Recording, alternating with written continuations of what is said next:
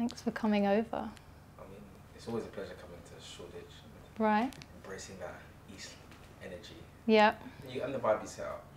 So, just to kind of break it down, this is more of a conversation, right? So there's no right or wrong answer here. It's just free conversation to get to understand who Lola is. I think people understand people more through their journey than where they're at. And I feel like the journey leaves tracks. Right? So that's what this conversation is about. So as I said, there's no right or wrong answer. It's just about understanding Lola. All right, so tell me, what was growing up in Portsmouth like? How did growing up in Portsmouth mold and shape Lola? I think I was definitely a tomboy growing up. I think Portsmouth brewed a type of, it was quite a masculine energy. It was very lads. It might have been the time. It's a port town, and so with that comes a lot of like bravado and kind of hooliganism. So especially as a teenager, there was like rivalry between chavs, or like townies as we called them, and goths. So I always had a blend. Like I would kind of switch between both groups, because I was like, well, I like a little bit of this sporty stuff now and then, and I like to play football, but also at the same time I like this expressive fashion thing that I can do with the grungers and the goths. So yeah, I think Portsmouth was a melting pot of two very opposite things that were trendy at the time, that allowed me to experiment between the two. And I guess my music ended up being a sort of a combination of those things that are masculine but also emotional.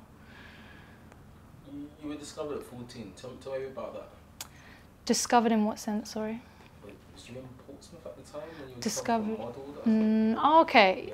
So I was asked to be a hair model for a local salon that was going to London a lot to take promotional pictures for their salon, and I was just asked to be a model for that, and then from that gave me experience in that kind of thing from very early on.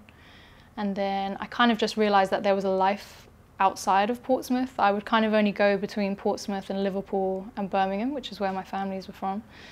And London was like, oh, what is this big hectic place with this warehouse that we shoot in? That's kind of mad. There was nothing really like that in Portsmouth. And the entire experience of that, I definitely didn't understand what was happening at the time. Like America's Next Top Model had just come on TV, so you were learning like the very basics of maybe how to take a picture. But yeah, it was cool. That's kind of when I started modeling as such.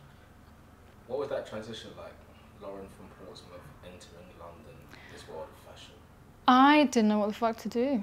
It was weird. I moved when I was 18, and it was like, oh, this is a totally different game with a totally different pace. And at the time I really loved dancing. That's what I was doing in Portsmouth as my job. I was a dance teacher, dancer, blah, blah, blah. So then I just threw myself into the dance world very quickly. And that kind of taught me what London was like in some senses. It's a very physical version of what London is like.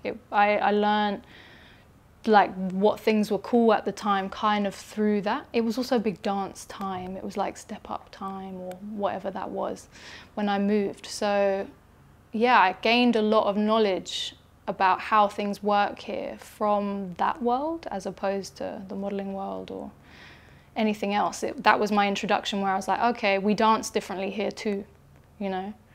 This is how you dance in London. It's like, okay, I'll take that on board. You know.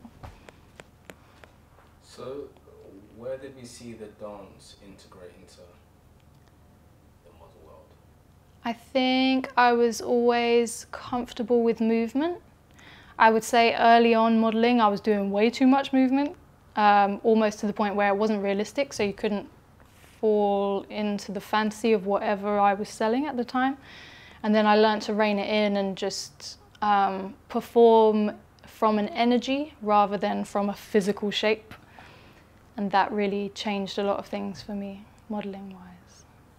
You know, this music thing is kind of 2 or 3 people away. You just have to do the work.